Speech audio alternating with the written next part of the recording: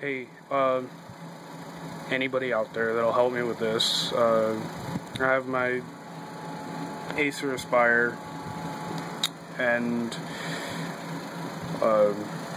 start by this. Turns on for barely a second. Doesn't even really turn on. I mean, just nothing.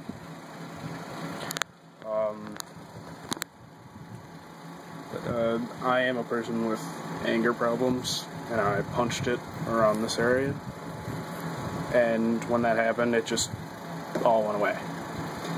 I've tried static discharging it.